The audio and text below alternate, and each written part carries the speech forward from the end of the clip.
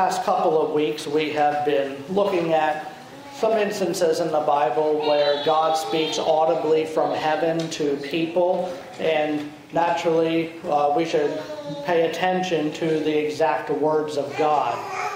And this morning we're going to look at the story that should be familiar to most of you, the Transfiguration account. God took the opportunity during that Transfiguration to speak down to those on the mountaintop as well. Matthew, Mark, and Luke each give an account of this scene, but Luke gives some details that the others don't, so I'm sort of partial to his account.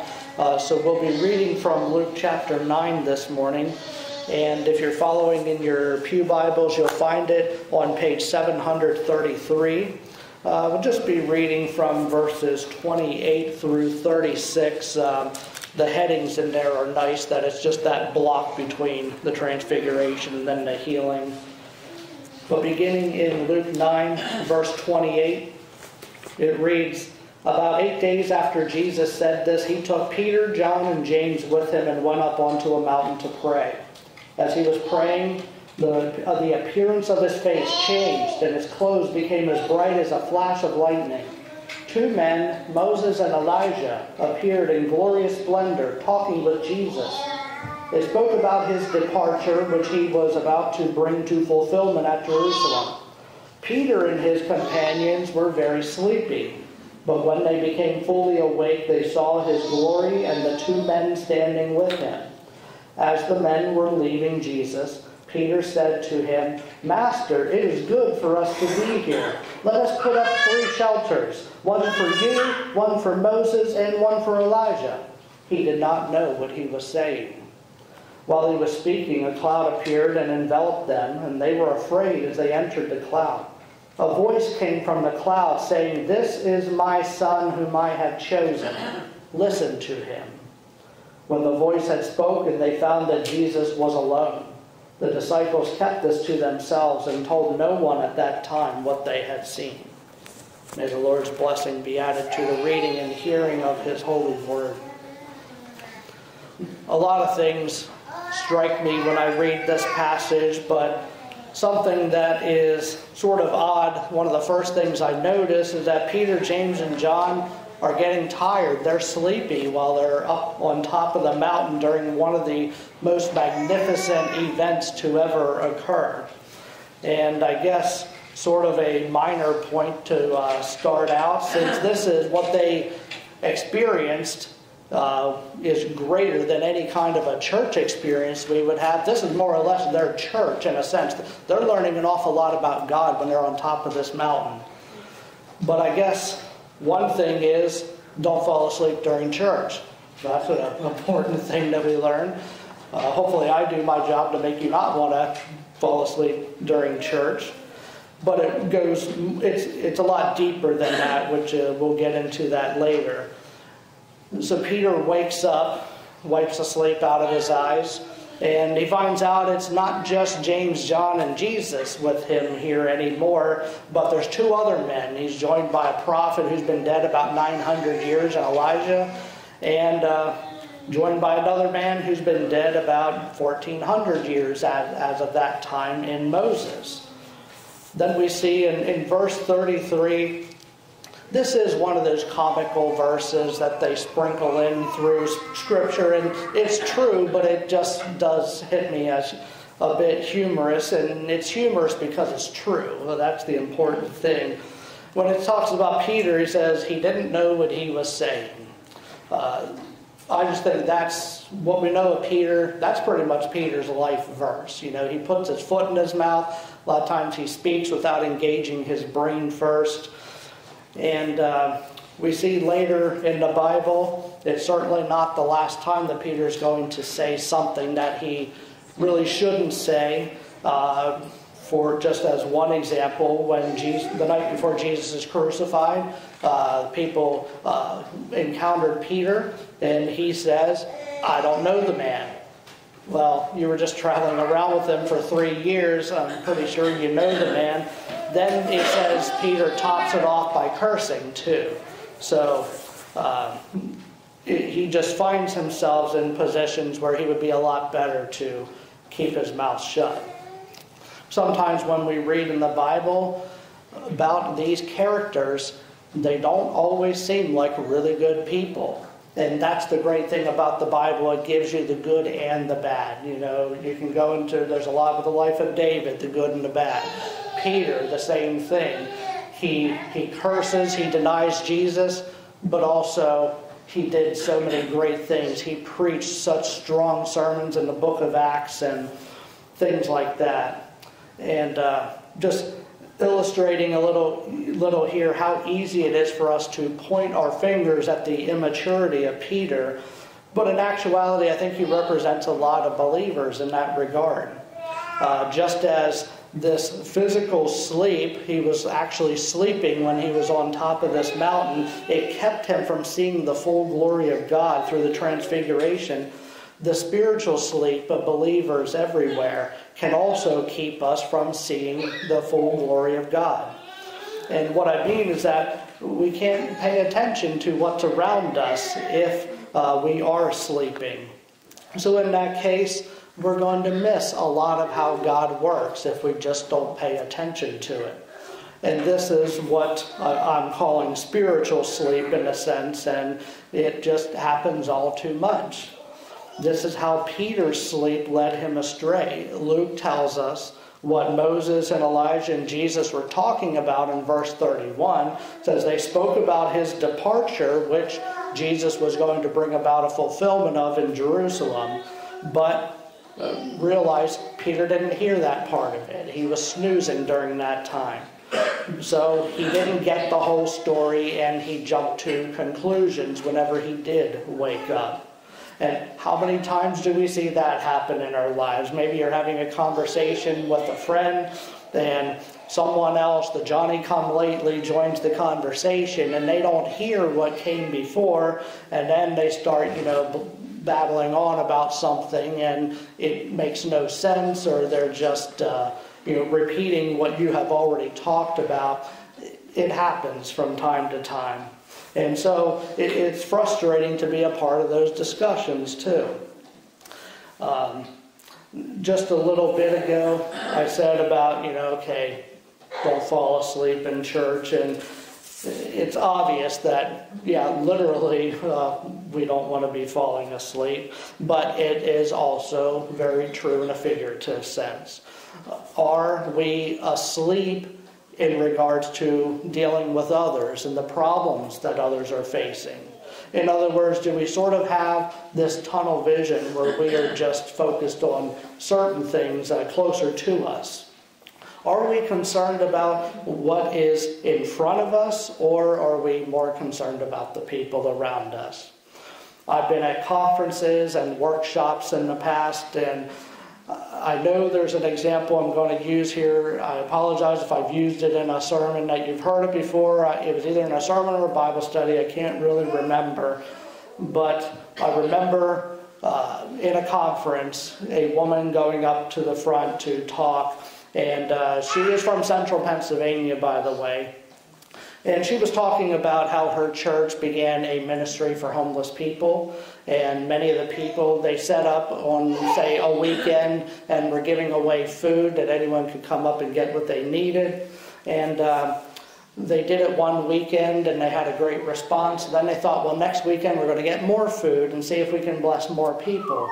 And the second weekend, a man came back who was there the week before. And she said she'll never forget what he said. He said, I thought you were one of those Christians who did things just to feel good about yourselves.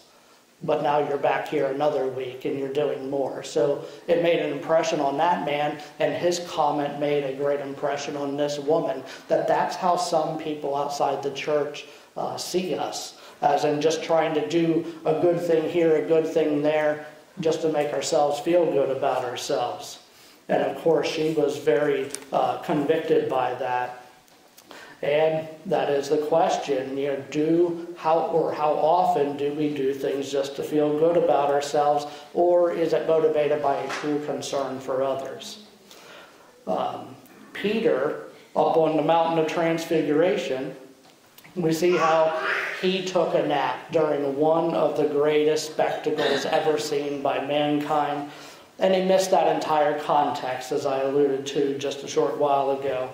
See, he was all in favor of basking in the glory of God, but he really wanted nothing to do with the suffering of Jesus. And I can't really blame him. By this time, he's a very close friend to Jesus, and you don't want to see that happen to anybody. But elsewhere in the Bible, we see where Peter, again, though he goes down the wrong path, and it's more what Peter wants, and it's not what is God's will, really. Peter rebukes Jesus when he suggests that he's going to be crucified. Here in Luke 9, Peter conveniently misses out on this discussion of that part, which is the only detail of the conversation between Moses and Elijah and Jesus that Luke gives us. And we find out Peter didn't hear any of it. God teaches us very hard lessons in the Bible, and that one of which is time and time again, in a fallen world, you don't get glory without suffering or without sacrifice. Now, there's several theories here. Why it was Moses and Elijah appearing on this mountain with Jesus? You may wonder, why didn't God send Abraham or Isaiah or David or any of the big names from the Old Testament to witness this transfiguration? And although we can't ever be 100% sure, people who are a lot smarter than myself have come to the conclusion that most likely, Moses represents God's law that was handed down to his people. So that's one part. And Elijah was the first of the great prophets, people who told God's message to the people. Now they are combined with Jesus in this trinity of ascents on top of the mountain. Jesus is the fulfillment of what Moses brought through the law, and he's also the fulfillment of what Elijah's office was, in a sense, to tell the people about him. So it sort of makes sense when you think of it that way. What ties it together is the ultimate fulfillment of the whole Old Testament is in Jesus Christ. You see, Jesus had to die for the law to be satisfied. Sin must be punished since the law was broken.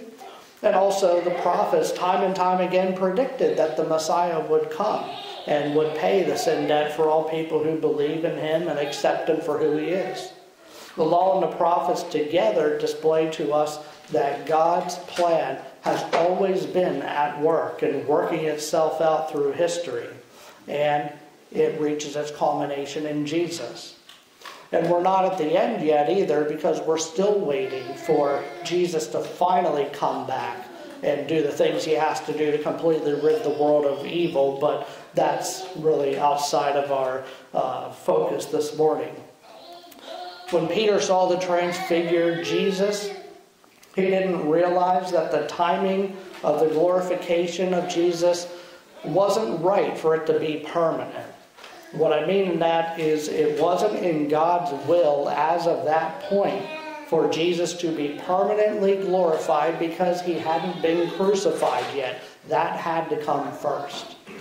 And as I said earlier, if he weren't sleeping, he would have heard what was said and would have seen what happened, and then he hopefully would have gotten more of the picture. But when you're spiritually sleeping, naturally you can't get the whole story straight. But James and John, not just picking on Peter here, but James and John, they were figuratively in the same boat as well as Peter was, and there was no one there to set them straight. Actually, there was.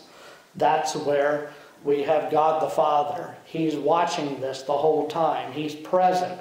And that's when he calls down from heaven to set the three disciples straight. That's when Peter starts talking about this nonsense. It says he didn't know what he was saying. Let's set up some altars here. One for you, Jesus, one for Elijah, one for Moses. And what does the Bible tell us happened right as Peter is talking this nonsense? This thick cloud rolls in that they literally, you can't even see the hand in front of your face. It envelops them. And the reaction of Peter, James, and John is pretty much the same reaction that everybody has when they are confronted with the real true presence of God.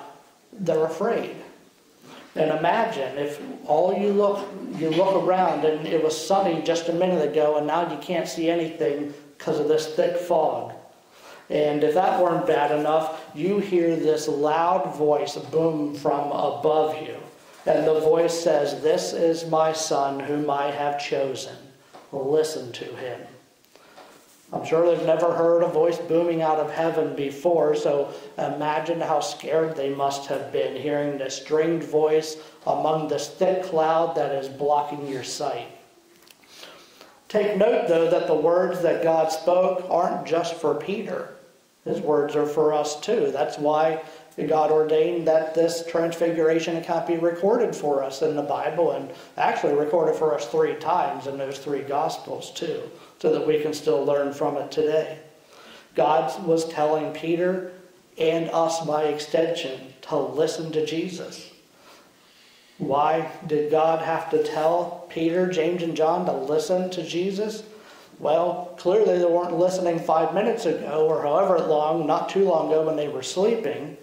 So it shouldn't be a surprise to us that God orders them to listen and pay attention. But again, it's not just them, it's us and the whole Christian church. We always need to be paying special attention to the information that these 3 initially slept through, but thankfully were given for us in Scripture, and it boils down to the importance of the cross of Jesus. We'll be entering into the season of Lent soon, which leads up to Easter, Good Friday and Easter. It's the most important part of the Christian calendar, the death and resurrection of Jesus. Because without the cross, the church, what is the church then? Is it a country club? Is it a social club? Something like that.